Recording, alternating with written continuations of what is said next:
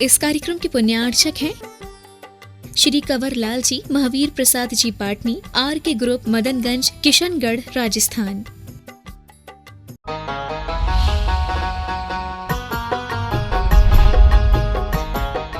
प्रतिमाओं का वर्णन चल रहा है।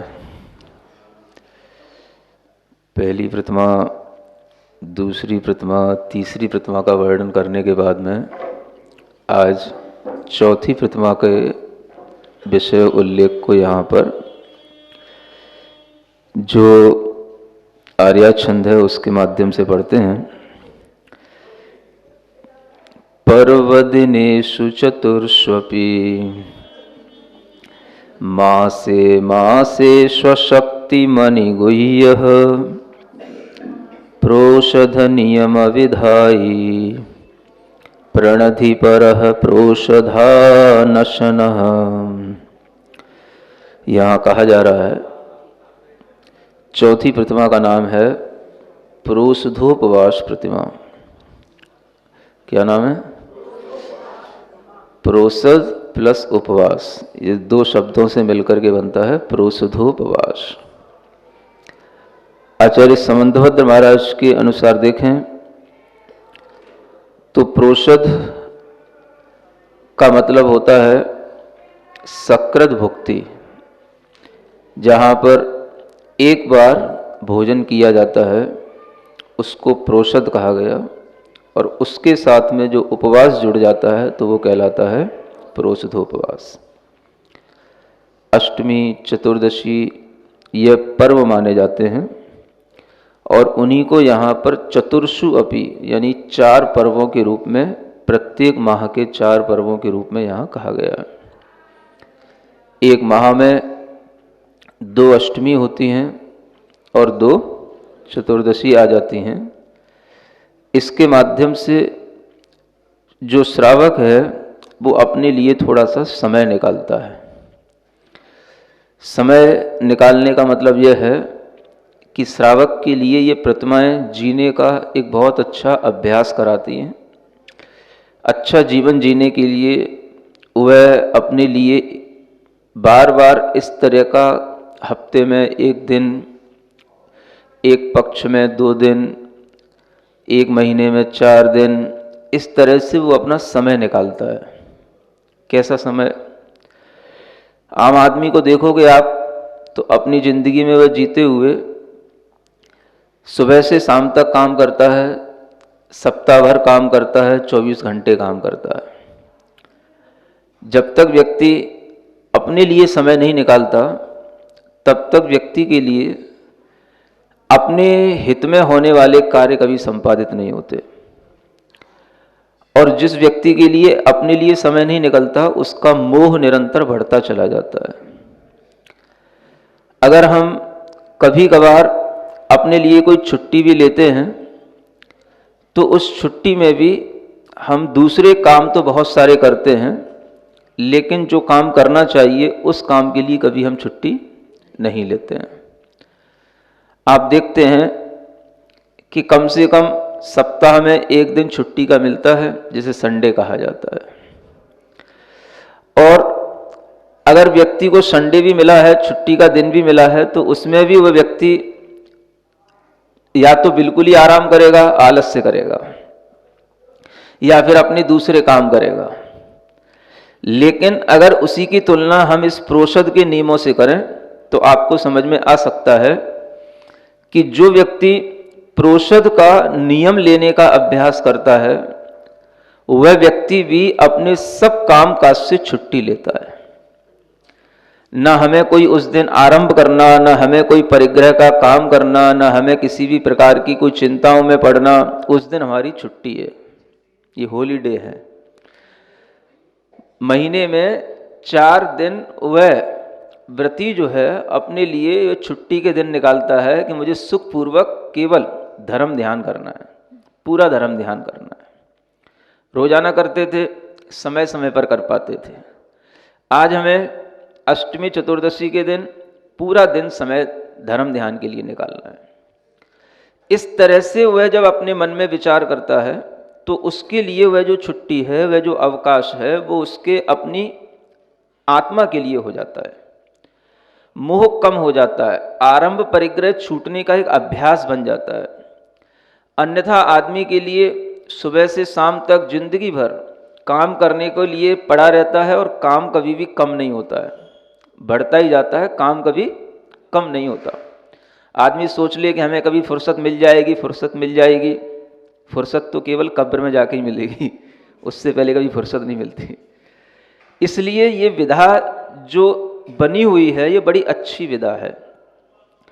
पर्व के दिन कहे गए हैं, इन्हें आप पर्व की तरह मनाएं, उत्साह के साथ में मनाएं। ये पर्व है, पर्व का मतलब है कि हम उस दिन अपने लिए आनंदित हैं, हमें दूसरे की चिंताओं में नहीं पड़ना, हमें कोई भी प्रकार के व्यापार इत्यादि के जो हमारे लेन देन हैं वो सब एक दिन के लिए ब्लॉक बंद, बिल्कुल। हमें उस दिन केवल अपने मन को स्वाध्याय में, धर्म ध्यान में, मंत्र जाप में, प्रभु की आराधना में शांत भाव से केवल अपने को एक दिन निकालना।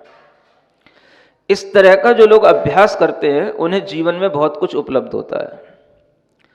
आज हम देखते हैं कि व्यक्ति तरह तरह की आपत्तियों से गुजर रहा है, जीवन में अनेक तरह के संकट आते चले जा रहे हैं, और व्यक्ति के जीवन में जब बहुत समय के बाद में कोई उसके लिए संकट दिखाई देता है, बहुत बड़ी उम्र होने के बाद में, तो उस संकट का भी एक कारण ये है कि सबसे बड़ा संकट उसके लिए इसलिए आ जाता है क्योंकि उसने अपने जीवन में कभी भी मोह कम करना सीखा नहीं। इन छुट्टी के दिनों में कभी उसने छुट्टी की उपयोगिता बढ़ाई नहीं, लाभ लिए नहीं। नतीजा ये निकला कि व्यक्ति हमेशा अपने परिवार के मोह में जुड़ता चला गया, परिवार का मोह बढ़ाता चला गया, और मोह बढ़ते बढ़ते इस स्थिति में पहुंच गया कि अगर उस परिवार में कहीं भी कोई आर्थिक संकट आता है, किसी भी तरीके की घर में रोग इत्यादियों के माध्यम से किसी भी तरीके की परेशानियां बढ़ जाती हैं, घर में किसी भी तरीके का बिखराव आने लग जाता है, तो व्यक्ति उस समय पर अपने आप को उन चीज़ों से समझा नहीं पाता है या समझ नहीं पाता कि हमारे साथ क्या हो रहा है। इसका कारण क्या है? इसका बहुत बड़ा वैज्ञानिक कारण यह है कि उस व्यक्ति ने जीवन में कभी भी अपने लिए मोह कम करने के अवसर निकाले नहीं। ये जो प्रोषद हैं, अष्टमी चतुर्दशी के ये जो दिन हैं, ये अभ्यास के लिए हैं। ये बड़े अच्छे वैज्ञानिक पद्धति है। इसको कोई समझने की कोशिश करे तो व्यक्ति अपनी बड़ी हुई उम्र में, जब वह बड़ा होगा, 80 साल का हो रहा है, 85 साल का हो रहा है, उस उम्र में जिसे अपने नाती पोते दोहिती दोहितियों के चिंताओं में जिसे नींद नहीं आ रही है, उस व्यक्ति के लिए ये चीज़ सीखने की है कि ये क्यों हो रहा है। जब व्यक्ति 80 साल की 90 साल की उम्र में है और उस समय पर भी उसे अपनी नाती पोतों की चिंता पड़ी है, तो इसका मतलब है कि आदमी ने जिंदगी में मोह बढ़ाया है, कम नहीं किया है। ये बहुत बड़ी पद्धति है जिसके माध्यम से आदमी सीख सकता है कि अगर हम धीरे धीरे इन छुट्टियों का उपयोग अपने लिए निर्विकल्प होने के लिए करें, अपने को निश्चिंत बनाने में करें, तो उसके लिए कम से कम उस उम्र में पहुंचने के बाद में अपने आप ये महसूस होने लग जाएगा, उसकी आदत में आ जाएगा, सबका अपना अपना पुण्य पाप है, सबके अपने अपने कार्य हैं, ये सब होते रहेंगे, समय समय पर सब होता रहेगा। हमारी उम्र तो 10-5 साल की बची है, हम इनके चक्कर में अपने मोह के कारण से अपना परलोक क्यों खराब करें। ये विचार अंत तक इसलिए नहीं आ पाता क्योंकि जीवन में उसने इस तरह के प्रोषद, उपवास आदि नियमों का कभी भी महत्व समझा नहीं। ये श्रावक के लिए बड़ी अच्छी पद्धति बनाई गई है जैन धर्म के अंदर। ये जो जैन दर्शन है एक वैज्ञानिक इसीलिए कहा जाता है कि इसकी जो लाइफ स्टाइल है, अगर इसको ढंग से व्यक्ति फॉलो करे तो उसके लिए कभी भी बड़ी उम्र में पहुंचने के बाद में भी उसे कभी ऐसे व्यामोह पैदा नहीं होंगे, ऐसे राग पैदा नहीं होंगे जिनके कारण से वह अपने को परेशान करे। आप देखेंगे आज के समय में कई घरों में ये होता है, घर में अगर कोई बूढ़े व्यक्ति हैं, बूढ़े दादी अम्मा हैं, दादाजी हैं, तो उन्हें घर की सबसे ज़्यादा चिंता होती है। जो बच्चा है उसे इतनी चिंता नहीं हो रही है, बच्चे के बच्चों को तो और भी चिंता नहीं है, लेकिन सबसे ज़्यादा अगर चिंता पड़ती है तो उन बूढ़ों को पड़ रही है जो 80 साल की उम्र में हो रहे हैं, 85 साल की उम्र में हो रहे हैं। समझ में आ रहा है ये क्यों हो रहा है? क्योंकि उन्होंने अपने जीवन में सिर्फ मोह ही बढ़ाया है, राग ही बढ़ाया है। कहने को धर्म किया है, धर्म करते हैं, हम धर्म करते हैं, क्या करते हैं, मंदिर जाते हैं, भक्तामर पढ़ लेते हैं, पूजा कर लेते हैं। इस धर्म से कुछ नहीं होने वाला। धर्म तो उसका नाम है जिससे कुछ मोह कम हुआ हो, कुछ राग कम हुआ हो। ये मोह राग कम करने के लिए जो धर्म की पद्धति बताई जाती, अगर उसके अनुसार व्यक्ति चला होता तो 80 वर्ष की 90 वर्ष की उम्र में उसे अपनी नाती पोते दोहितों की चिंता करने की जरूरत नहीं पड़ेगी। वो सोचेगा हमें अपना काम करना है, इनके मोह के चक्कर में हमें अपना समय खराब नहीं करना, अपनी आत्मा का बिगाड़ नहीं करना। अब आप देखो ये कितनी बड़ी स्थिति है कि एक परिवार में जहां पर व्यक्ति जो दादा के रूप में है, दादी के रूप में है, उसको तो चिंता पड़ी है, और जिसके बच्चे हैं उसे चिंता नहीं है। हमारे बच्चे की शादी क्यों नहीं हो रही है, उससे इतनी चिंता नहीं है जितनी चिंता उसके दादाजी को होती है। समझ आ रहा है? ये कई परिवारों में देखने को मिलता है। हमारे बच्चे की जॉब नहीं लग रही है, बच्चे को कोई काम नहीं मिल रहा है, इसकी चिंता जितनी ज्यादा दादा को है इतनी ज्यादा उस बच्चे के पिताजी को नहीं है। क्योंकि जो व्यक्ति अपने जीवन में अपने अनुसार चल रहा है और जो थोड़ा सा ये देख करके चल रहा है कि भाई ये तो समय है, समय के अनुसार सब कुछ होगा, तो वह व्यक्ति अपनी चिंताओं से भी मुक्त हो लेता है। उसे इतनी चिंता क्यों नहीं पड़ रही है और दादाजी को इतनी चिंता क्यों ज़्यादा पड़ रही है? क्योंकि दादाजी को अब कोई काम नहीं है सिवाय घर की बातों को देखना, घर में रहना, घर की हर एक बात में इंटरफेयर करना। इसके अलावा दादाजी को दादी जी को कोई काम बचा नहीं है। समझ आ रहा है? तो इन बूढ़ों का समय इसलिए खराब जाने वाला है, बुरा नहीं मानना, क्योंकि जीवन भर तो इन्होंने ये सोचा कि हमने धर्म किया, धर्म किया, धर्म किया। अब धर्म होता क्या है? धर्म तो अपनी इच्छाओं को रोकने से ही होता है ना। अगर एक सामान्य श्रावक भी होता है तो उसके लिए भी धर्म में 6 आवश्यक बताए जाते हैं, उसमें भी एक आवश्यक तप लिखा गया है। कहा गया है कि नहीं, एक तप आवश्यक होता है ना? दान, पूजा, देव पूजा, गुरु उपासना, स्वाध्याय, संयम, तप और दान। तो तप भी आया है। तो तप का मतलब क्या है? कभी हम अपनी इच्छाओं को शांत करके एक दिन गुजारते, एक अभ्यास करते। तप का मतलब यही है कि हम अपने लिए एक दिन बिल्कुल अपने आप को धर्म ध्यान में निकालने की प्रैक्टिस करते। इस तरीके की ये जो प्रैक्टिस व्यक्ति अगर करता रहेगा तो इसका बुढ़ापा अच्छे से सुधरेगा और अच्छे ढंग से इसकी मृत्यु होगी। ज़्यादा मोह के चक्कर में पड़ करके कुयोनि का शिकार नहीं बनेगा, दुर्गति का शिकार नहीं बनेगा। अन्यथा आप देखोगे घर में बूढ़े बाड़े लोगों को कोई काम तो रहता नहीं, उन्हें सिर्फ इन्हीं चिंताओं में उनका समय निकलता है। बहू क्या कर रही है, दोहिती क्या कर रही है, बेटी को क्या हो गया है, बेटा के बेटा क्यों नहीं हो रहा है, बेटी को विवाह क्यों नहीं हो रहा है, उसकी जॉब क्यों नहीं लग रही है, इन्हीं चिंताओं पड़ी रहती। ये जितनी भी दादाजी और दादी अम्मा है, समझ आ रहा है? इनको कोई चिंता नहीं, बस 1 घंटा धर्म कर लेंगी, मंदिर में जाकर के बैठाएंगी और वहां पर भी शायद यही भगवान के सामने बैठ के यही सोचती रहती होंगी, भगवान इसका बेटा हो जाए, इसकी बेटी हो जाए, इसका विवाह हो जाए। बस इसका नाम भी धर्म समझती हैं। 1 घंटा वहाँ कराई और उसके बाद में घर में बैठे तो दिन भर इसी चिंता में पड़े। ऐसे जीवों को क्या मिलेगा? क्या इनने सीखा? क्या इनके लिए धर्म मिला? क्या इन्होंने धर्म के फल का अनुभव किया? सोचने की बात यह है कि अगर हम वैज्ञानिक रूप से जैन दर्शन की पद्धति को देखें तो हमें लगता है कि इसमें आदमी के सुख के वो सारे तरीके बताए गए हैं जो उसे जीवन पर्यंत तक सुखी बना सकते हैं। अंतिम समय तक आदमी की मृत्यु भी अच्छी हो, आदमी किसी के व्यामोह में न पड़े, किसी की चिंताओं में न पड़े, इसलिए ये सब पद्धतियां हैं और ये सब वैज्ञानिक पद्धतियां हैं। जिसने जीवन में अभ्यास किया है, महीने में 1 बार, महीने में 2 बार, अधिक से अधिक 4 बार, इन पर्व के दिनों में जिसने थोड़े छोटे अभ्यास किए, भले ही वो उसने किसी भी तरीके का अभ्यास किया हो। आचार्य कहते हैं कि यह जो प्रोषितोपवास होता है वह 3 प्रकार का होता है। एक उत्कृष्ट भी होता है, एक मध्यम भी होता है, एक जघन्य भी होता है।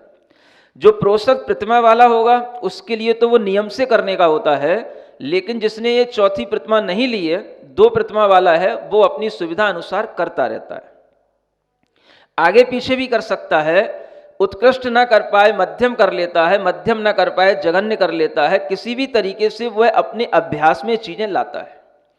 सामान्य श्रावक भी होता है तो वो कुछ ना कुछ अभ्यास के माध्यम से अपने अंदर तप की भावना किए रहता है, तभी उसके जीवन में अच्छी चीजें उपलब्ध होती हैं और उसे चिंताओं से रहित जीवन जीने का अगर कभी कोई अवसर मिलेगा तो इसी प्रकार के नियमों के माध्यम से मिलेगा।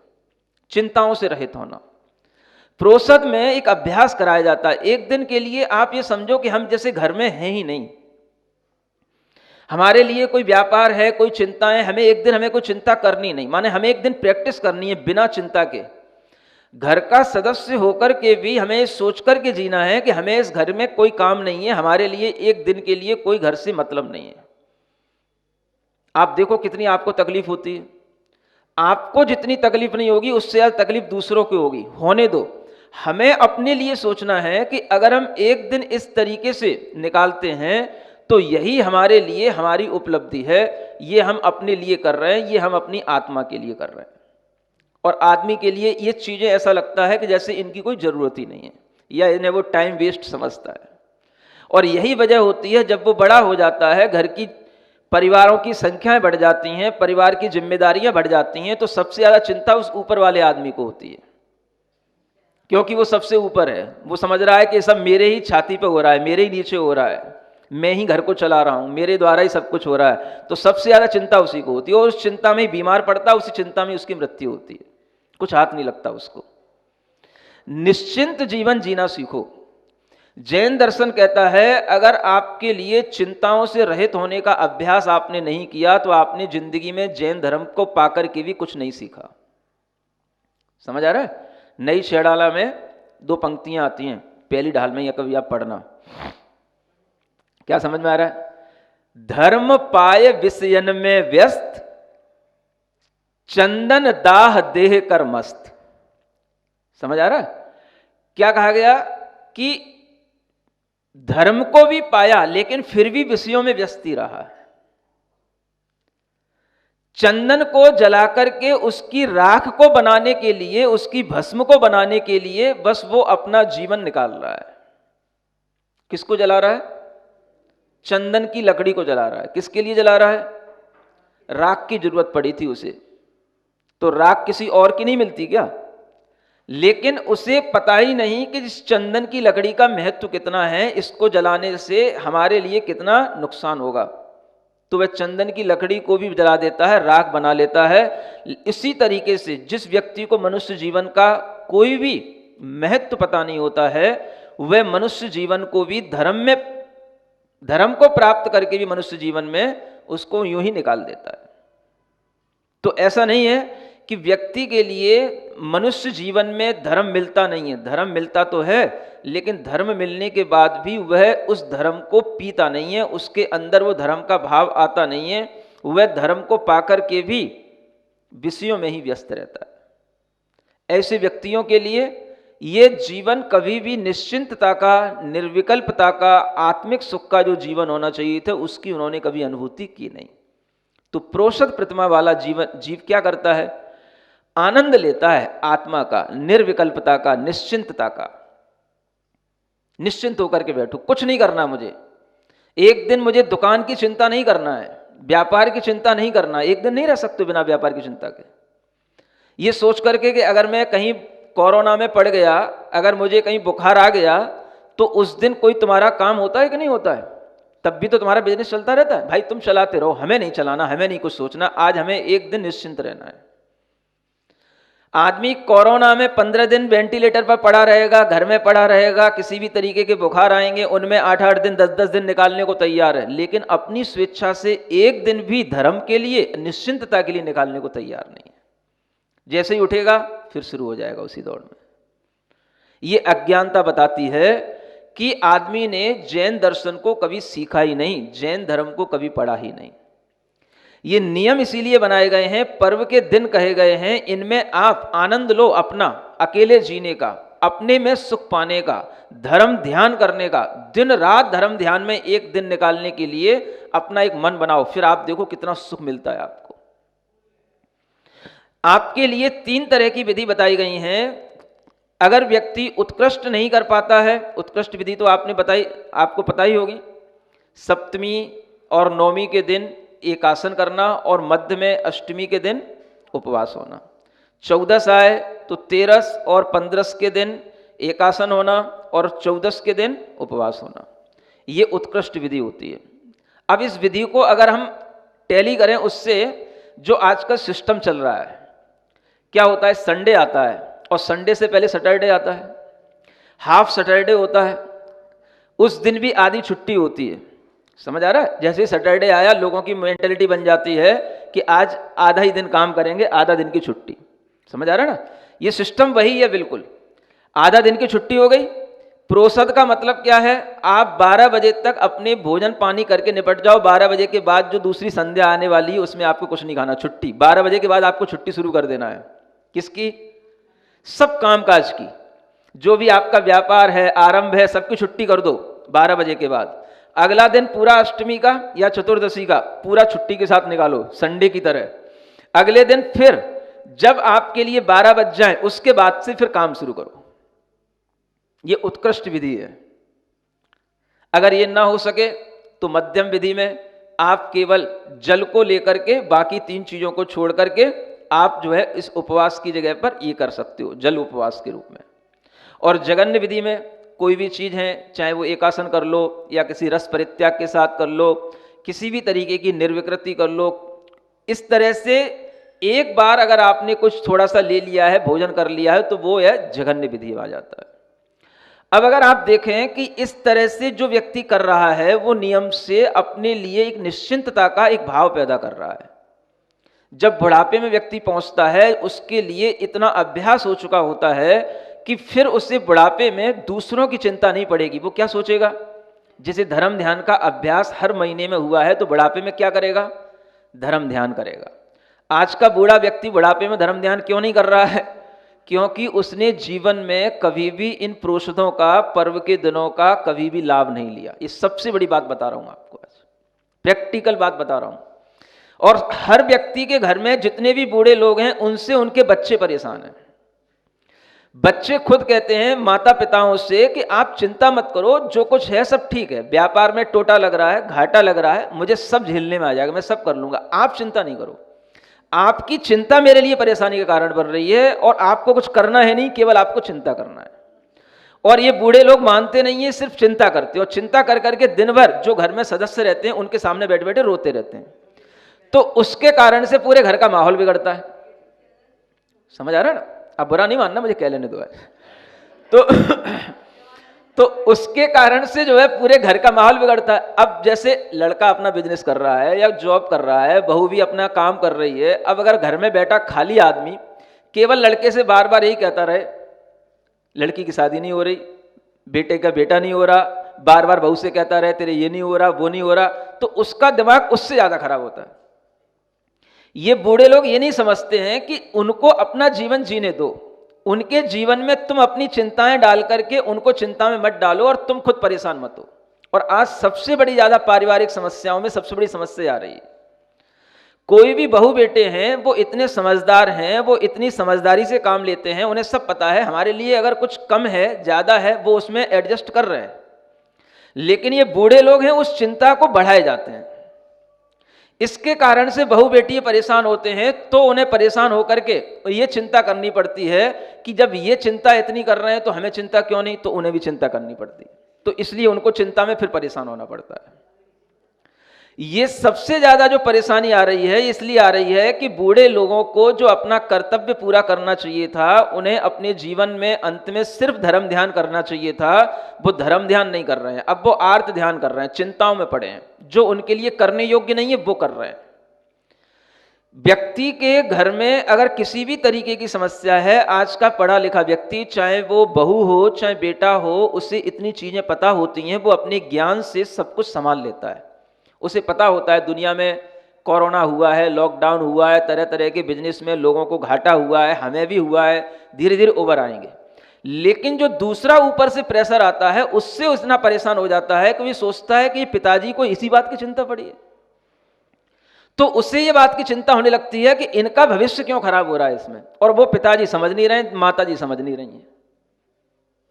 समझ आ रहा है? एक बड़ी समस्या बता रहा हूं आपको आज कि जो माता पिता बूढ़े हो गए हैं वो अपनी चिंताएं छोड़ें, वो अपने बच्चों की चिंताएं छोड़ें, अपने नाती पोतों की चिंताएं छोड़ें। अगर उन्हें अपना भविष्य सुधारना है, अपने को कोई धर्म ध्यान से मरण करना है, या अपना जीवन निश्चिंतता के साथ में और जो बचा है उसको गुजारना है, तो अगर ये नहीं करेंगे तो वो भी परेशान होंगे और दूसरों को भी परेशान करके जाएंगे। वो ये सोच रहे हैं कि हमारे द्वारा घर चल रहा है, हमारा ही ये सब कुछ है। ये जो मोह है, ये मोह जब तक आपका कम नहीं होगा तब तक आपकी परेशानी बढ़ेगी। और एक दिन ऐसा होगा, आपको अचानक से कुछ ना कुछ होगा, और एक बार अगर आप के लिए कुछ हो गया बुरा, थोड़ा सा एक्सीडेंट या कहीं कुछ टूटना, हड्डी वड्डी, या कहीं कोई हार्ट अटैक, तो उसके बाद में फिर आपका अंत तो बुरा ही होना है। कितना ही आपने जीवन में पूजाएं की हो, कितना ही आपने धर्म ध्यान किया हो। समझ आ रहा है? आपको बुरा तो नहीं लग रहा? मैं थोड़ा सा ज़्यादा बोल रहा हूँ इसलिए कि ताकि थोड़ा सा तुमको कुछ लग जाए बुरा सा, है ना, ताकि तुम्हारा थोड़ा सा कुछ मोह कम हो जाए कि ये बहुत बहुत बुरी स्थिति बन रही है घरों के अंदर। बूढ़े बाड़े लोगों को काम नहीं है और उनका दिमाग सिर्फ और सिर्फ घर और घर की समस्याओं पर रहता है, जबकि उन्हें वो समस्याओं से कोई लेना देना नहीं है। ना तो वो उन समस्याओं को निपटा सकते हैं, ना उन समस्याओं में उलझने से उनसे जो है कोई अच्छा काम हो सकता है। इस तरीके के लोगों के माध्यम से अपना भविष्य खराब हो रहा है और वो दूसरों के लिए भी नेगेटिविटी पैदा कर देते हैं। वातावरण नेगेटिव हो ही जाता है। जब आप इसी चीज पर बार बार घर में 4 बार बोलोगे तो दूसरे के मन में वो बात नहीं भी होगी तो वो आने लग जाती है। तो ये जो एक बीमारियां पैदा हो रही हैं घर के अंदर, वो सबसे ज्यादा वृद्ध लोगों से हो रही हैं। सुन रहे? वृद्ध लोग अपने आप को संभालने की कोशिश करें। घर की चिंताएं जितना कम करेंगे उतना ही तुम्हारे लिए भविष्य अच्छा होगा, तुम्हारी मृत्यु अच्छी होगी, तुम्हें धर्म ध्यान का फल मिलेगा। नहीं तो जीवन भर किए हुए धर्म का कोई फल नहीं मिलने वाला, क्योंकि तुमने अपने जीवन में कुछ मोह तो कम किया ही नहीं। चिंताएं तुमसे दूर हो ही नहीं रही है, निर्विकल्पता आ ही नहीं रही है, निश्चिंतता का कोई स्वाद ही नहीं आ रहा तुमको। तो ये जो धर्म का सार है वो सार यही है। हमें क्यों बताया जा रहा है 4-4 दिन महीने में छुट्टी मनाओ? क्या करो? हाँ, जो छुट्टी आप ऑफिस की मनाते हो, उस ऑफिस की छुट्टी में अगर आपको इतना सुख मिलता है तो ये छुट्टी ऑफिस से भी बड़ी छुट्टी है, अष्टमी चतुर्दशी की छुट्टी। समझ में आ रहा है? ये जैन लोग सीखें इस चीज को। अष्टमी चतुर्दशी की छुट्टी का दिन, काय से छुट्टी? सब कामों से छुट्टी। कहीं घूमने जाने की छुट्टी नहीं कहीं पार्टी में जाने की छुट्टी नहीं, होटलों में जाने के लिए छुट्टी नहीं है। ये छुट्टी किस लिए? कोई भी काम हमें घूमने में भी आरंभ होता है किसी भी तरीके का, उसमें भी हमारा धर्म ध्यान बिगड़ेगा। हमें कोई भी दूसरा काम नहीं करना। छुट्टी किसके लिए?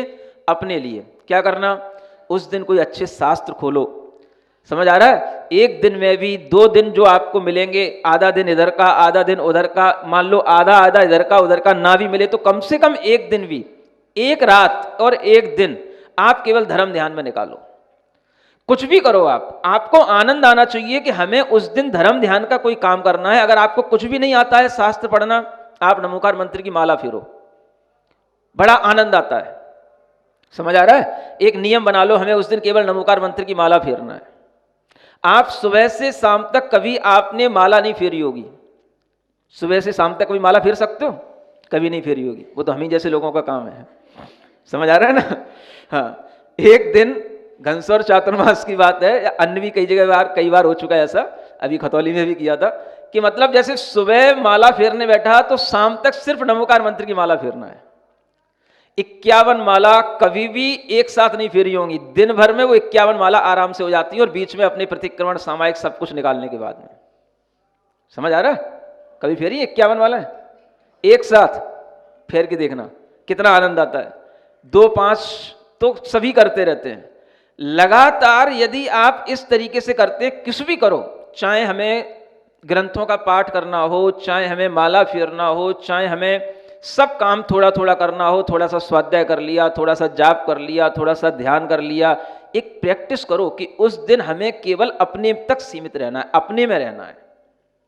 ये प्रैक्टिस जो छूट रही है लोगों की, इसी के कारण से चिंताएं, हार्ट अटैक, तरह तरह के ब्लड प्रेशर की बीमारियां, ये सब इसी कारण से हो रही हैं, और कोई इन बीमारियों के कारण नहीं है। समझ में आ रहा है? तो ये जो बूढ़े लोगों की बीमारियां हैं, उनसे उन्हें मुक्ति मिले, इसलिए मैं बता रहा हूं। बुरा ना माने बूढ़े लोग कि सोचें कि महाराज बूढ़े लोगों के ऊपर क्यों टूट पड़ रहे हैं। टूट नहीं पड़ रहे हैं, इसलिए टूट पड़ रहे हैं कि तुम्हारा जो काम नहीं है वो काम में तुम लगे हुए हो। तो जब हमारे बच्चे समर्थ हो गए हैं, सब तरीके से वो अपना काम कर रहे हैं, हमें अपनी चिंताएं छोड़ देना चाहिए। और अगर तुम ये सोचोगे कि नहीं ये और हो जाए, ये और हो जाए, अभी ये समर्थ नहीं हुआ है, तो ऐसे तो वो जिंदगी में वो भी बूढ़ा हो जाएगा, तब भी समर्थ नहीं हो पाएगा। किसी के सब काम कभी पूरे नहीं हुए जिंदगी में, समझ आ रहा है? आदमी को आधे काम छोड़ करके जाना ही पड़ता है, तभी उसको अगले जन्म में दूसरे काम में फिर तृष्णा उसकी बनी रहती है, तभी तो दूसरी तृष्णा के कारण से फिर वो उसका अगले जन्म में फिर दौड़ना शुरू हो जाता है। तो ये तृष्णा इसीलिए दौड़ाती रहती है जन्म जन्म तक। हमने एक भी जन्म में अपनी तृष्णा को शांत नहीं किया, कभी भी तृष्णा शांत नहीं हुई। तो उस तृष्णा की शांति के लिए ये हमें जैन धर्म में सिखाया जाता है। सामान्य श्रावक के भी 6 आवश्यकों में तप रखा है। अगर वो श्रावक इस तप की कीमत समझे तो अष्टमी चतुर्दशी के दिनों में बहुमानता और उनको एक मूल्य देने का एक भाव रखे।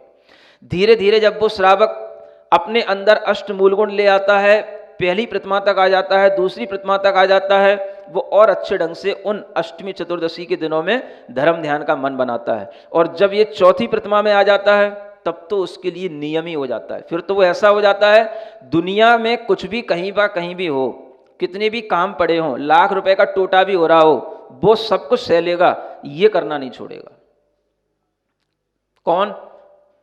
जिसने चौथी प्रतिमा ले ली है। मान लो अष्टमी आ गई, चतुर्दशी आ गई, उसी दिन उसे कोई व्यापार में कोई अच्छा लाभ होने वाला है, मीटिंग होने वाली है, कोई कांटेक्ट होने वाला है। सुन रहे हो? प्रतिमा लेने से पहले सोच लेना। अब आपको उस दिन यहां से चल करके कहीं दूर जाना है, किसी भी तरह का कोई भी आपको वाहन से जाना है, ये सब आरंभ कहलाता है। अब उस दिन आपके लिए ये नियम है कि हमारी चौथी प्रतिमा है तो हमें अपने घर में धर्म ध्यान करना है। और आप व्यापार कर रहे थे, अष्टमी की डेट दी थी उसने कांटेक्ट करने की, ये आपको पता नहीं था। पहले आपने वो नियम ले लिया, अपना मन बना लिया कि हमें जो है कल धर्म ध्यान करना है। बाद में आपको पता पड़ा, अरे उसका फोन आया था, या उसका फोन आपके नियम लेने के बाद आया कि भाई सेठ जी कल आकर के मिल लेना। और आपने सप्तमी के दिन शाम को जो है अपना मन बना लिया था कल हमें कहीं नहीं जाना, और उसी ने जो है उसी के बाद में उसको डेट दे दी उसने, कल आकर के मिल लेना, आपको 10 लाख रुपए का पेमेंट कर दूंगा। कहाँ जाना पड़ेगा? 200 किलोमीटर दूर जाना पड़ेगा, आ ले जाएंगे, आ जाना। क्या समझ में आ रहा है? अब क्या करोगे आप बताओ? लड़का भी ना हो उसका तो और वो कहे कि नहीं सेठ जी आप ही आओगे तो ही मिलेगा, लड़के वड़के को नहीं मिलेगा तो साइन आपके दिए जाएंगे, आप पे विश्वास है, व्यापार आपसे किया, लड़के से तो नहीं किया। क्या करोगे बताओ? आप बताओ, अब बताओ आप। जिसको एक दिन के बाद उसको इतना साहस होगा कि अगर मैंने ये कांटेक्ट छोड़ दिया, या वो सामने वाला मुझे बुला रहा है, परसों का पता नहीं है, कल बुला रहा है और कल हम नहीं जाएंगे तो परसों का क्या भरोसा, इतना उसके अंदर साहस आ पाएगा? जिसको धर्म का महत्व मालूम होगा, जिसको अपने व्रतों को निभाने का महत्व मालूम होगा, वो कहेगा मैं कल तो किसी कीमत पर नहीं आऊंगा, मैं कल अपने लिए एक प्रोषद का नियम लेकर के, संकल्प लेकर के रहूंगा, परसों आकर के बात करूंगा, तब से पहले मुझे कोई चिंता नहीं करनी, कोई बात नहीं करनी, मिले तो मिले, ना मिले तो तू रखे रहे। इतनी जिसमें हिम्मत होगी वो व्यक्ति चौथी प्रतिमा ले पाएगा। समझ में आ रहा है? लोगों ने मजाक बना रखा है प्रतिमाओं का। प्रतिमा 7-7, 10-10 प्रतिमा होने के बावजूद भी लगता ही नहीं है कि प्रतिमा है। अगर इस तरीके का कोई भी संकल्प होता है तो फिर उसमें वो देखता है कि भाई अगर मैंने सप्तमी के दिन अगर कल का नियम लिया था और कल ही मुझे ये प्रॉफिट होने लगा, तो ये प्रॉफिट भी अगर मेरे कर्म के उदय में हो रहा है तो कहीं परसों भी कहीं नहीं जाने वाला है। समझ आ रहा है? अपने कर्म के उदय पर, अपने कर्म के फल पर, अपने धर्म पर विश्वास करता है, लेकिन धर्म को उसके खातिर कम नहीं करता है। ये विचार जिसके अंदर आता है वो व्यक्ति फिर इस तरीके से सोचता है, मुझे कोई चिंता करनी नहीं, मुझे तो ये सब धीरे धीरे क्या करना है, जो चौथी प्रतिमा तक आ गया धीरे धीरे उसे सब चीजें छोड़ना है। अगर छूट भी जाएगा तो भी अच्छा है, दे देगा तो भी अच्छा है। वो इतने समता भाव में आकर के अपने नियम को निभाएगा कि उसे धर्म ध्यान करते हुए चिंता नहीं होगी कि वो परसों पेमेंट देगा कि नहीं देगा, चिंता उसको इस बात की नहीं होगी। वो बिल्कुल निश्चिंत होगा जिसने ये प्रोषद नियम प्रतिमा के रूप में लिया हुआ है। तो व्यक्ति ये समझे कि इस तरीके की निश्चिंतता का अभ्यास जब वो अपने जीवन में करेगा तो बुढ़ापे में उसको फिर किस चीज की चिंता सताएगी, ये सोचो फिर। समझ में आ रहा है? तो जिन लोगों ने कभी ऐसी निश्चिंतता के अभ्यास नहीं किए हैं, उन्हें बुढ़ापे में भले ही उनके हाथ में कुछ नहीं है, लेकिन अगर घर में भी कुछ नुकसान होता है तो सबसे ज्यादा सदमा उन्हीं को पहुंचता है। सदमा ही बोलते हैं ना, सबसे ज्यादा उन्हीं को पहुंचता है। तो वो जब बीमार पड़ते हैं तो एक समस्या तो घर में आई थी, ये दूसरी और आ गई, इनका ब्लड प्रेशर हाई हो गया, इनको और हॉस्पिटल लेके जाओ। तो वो आदमी दूसरे के लिए और परेशानी का कारण बन गया। ये वृद्ध व्यक्ति समझने की कोशिश करें कि हमें अपना जीवन अंतिम समय में बिल्कुल निश्चिंतता के साथ जीना है। जो परिवार हमने पाला था, बहुत पाल लिया, सबसे खूब मोह कर लिया, सबको खूब खिला लिया, अब हमारा अंत जीवन अच्छे ढंग से गुजरे, वो तभी संभव है जब आप अपने मोह में कमी लाएंगे और इस तरीके से अष्टमी चतुर्दशी में कुछ ना कुछ अभ्यास करके अपने आप को बिल्कुल निश्चिंत बनाने का एक भाव बनाएंगे। समझ में आ रहा है? हाँ, वृद्ध लोगों के लिए आज ये विशेष रूप से प्रोषद के दिन में आपको विशेष रूप से बताया जा रहा है, क्योंकि ये बहुत ज्यादा देखने में आ रहा है, ये समस्याएं घरों के अंदर, ये वृद्ध लोगों की परेशानियां। और मैं भी अगर कभी किसी को देखता हूं, पूछता हूं, तो हर व्यक्ति के लिए घर से मोह छूटने का नाम नहीं है, चाहे उसकी घर में जरूरत है या नहीं है, लेकिन उसे ऐसा लगता है कि मेरे बिना घर में कुछ होता नहीं है। वो बात वही है जैसे कि बैलगाड़ी चल रही है और नीचे क्या चल रहे हैं, समझ रहे हो ना? हाँ, और नीचे जो श्वान चल रहा है तो वो ये सोचता है मैं बैलगाड़ी चला रहा हूं। समझ आ रहा है? क्योंकि कभी कभी ऐसा भी हो जाता है, जैसे ही वो रुकता है तो गाड़ी भी रुक जाती है। नहीं समझ में आ रहा है? श्वान जानते हो ना? तो इसी तरीके की स्थिति इन वृद्धों की हो रही है। ये वृद्ध लोगों के लिए बहुत अच्छा समय है जब वो अपने जीवन में अपना धर्म ध्यान करें, चिंताएं कम करें। ये हमें जैन दर्शन की इतनी अच्छी अच्छी पद्धतियां बताई गई हैं जिनके माध्यम से हम अपने जीवन में निश्चिंतता बढ़ाएं। धर्म ध्यान करने वाला जीव उस दिन जो अष्टमी का या चतुर्दशी का दिन होता है, आचार्यों ने लिखा है पूरा दिन और रात भी धर्म ध्यान में निकाले। सोना पड़े तो थोड़ा सो जाए, नहीं सोता हो तो और अच्छा है। मतलब यहां तक लिखा है कि रात भर जो है वो जागे, रात भर जो है वो चाहे ध्यान करे, चाहे ज्ञान के साधनों का आलंबन ले, पूरा एक दिन रात धर्म ध्यान में निकाले। समझ में आ रहा है? ऐसे लोग भी कभी कभी मिल जाते हैं, बहुत कम मिलते हैं। समझ में आ रहा है? लेकिन ऐसे लोगों की संख्याएं हर घर घर में हो तो फिर कितना अच्छा वातावरण होगा। हमारे दादाजी हमेशा अपने आप में रहते हैं। जब ये शब्द सुनने में मिलेंगे तो दादाजी अच्छे लगेंगे कि हमारे दादाजी हमेशा नाती को खिलाते रहते हैं। इसमें कौन सी बड़ी बात होगी, सबके दादाजी नाती खिलाते रहते हैं।